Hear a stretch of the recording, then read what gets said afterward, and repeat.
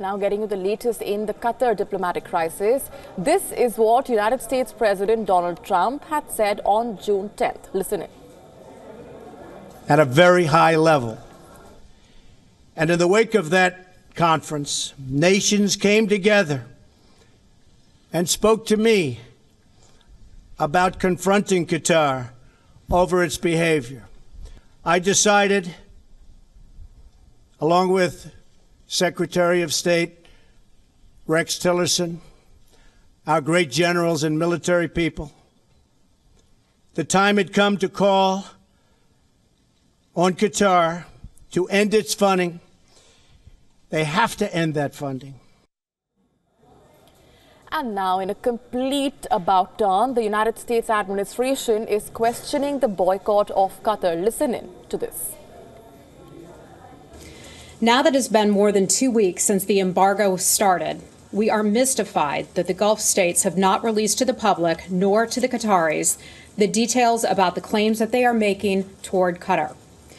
The more the time goes by, the more doubt is raised about the actions taken by Saudi Arabia and the UAE.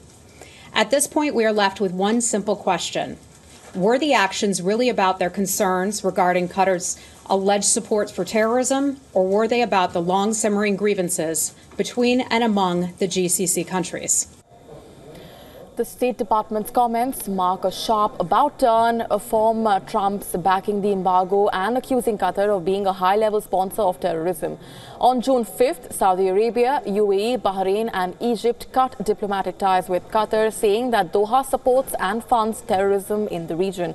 Donald Trump also supported Qatar's blockade. The comments come days after Qatar signed a $12 billion fighter aircraft deal with the United States.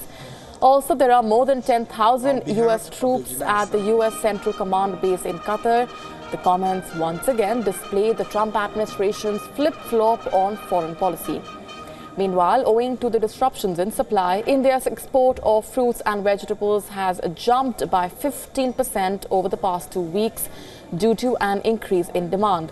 Also, Indian exporters have stepped up marketing, which has helped in price competitiveness in overseas markets. The supply to Qatar has received a boost since early this month after Saudi Arabia, UAE, Egypt, Bahrain and Yemen severed diplomatic ties with Qatar and blocked access to Doha by land, sea and air.